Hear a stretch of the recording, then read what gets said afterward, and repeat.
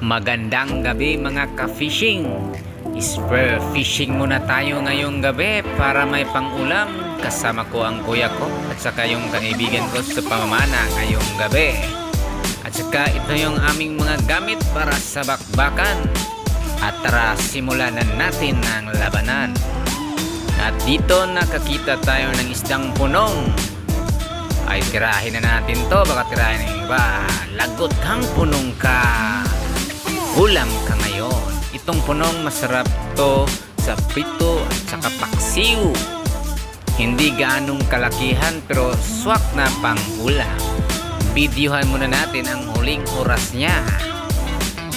Sa susunod nakita ko isang punong pa rin.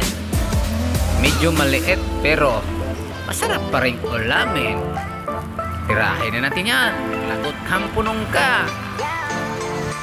Marami talagang punong dito sa amin. At eto, nakita tayo ng maliit na kulambutan. Patay kang kulambutan ka. Itong kulambutan masarap sa adobo at saka sa calamares. Pero mas masarap itong ibenta. Itong kulambutan hindi gaanong kalakihan. Nasa 6 grams na siya. Pero goods na. Pagpapunta na malaki ang buwan, lalabas na yung mga kulambutan. Nandoon lang sila sa mababaw na parte ng dagat. Abay, lagot ka na ngayon, kulambutan ka. At dito nakakita na naman tayo ng dalawang surahan. Hindi gaanong kalakihan, pero masarap talaga tong iihaw. Kaya kunin na natin yan. Ngayon, binibidyo-video ko ba ang huling oras niya.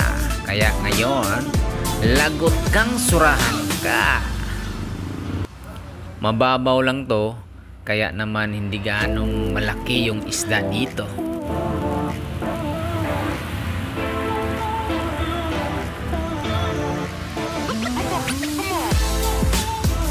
At dito nakakita tayo ng malaking kulambutan.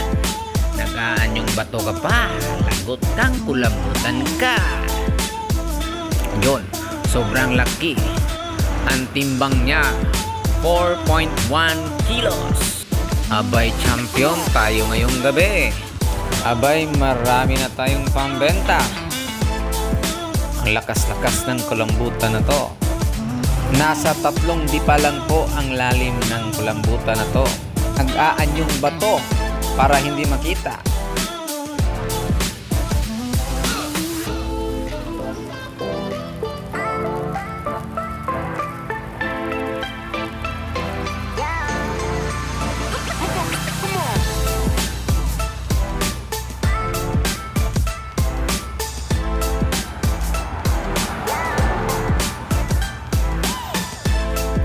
At ito na mga ka-fishing, ito yung maliit na kulambutan, ito yung mga isda, at saka may mga pusit po tayong nakuha. Hindi lang natin nakuna ng camera kasi mailap to.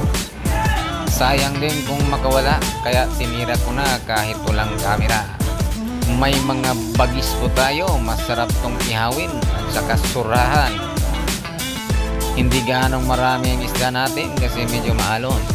At ito yung panghuli, sobrang laki. 4.1 kilos po nga ka-fishing. Sigurado na ang pambenta bukas. Salamat sa inyong panonood and God bless.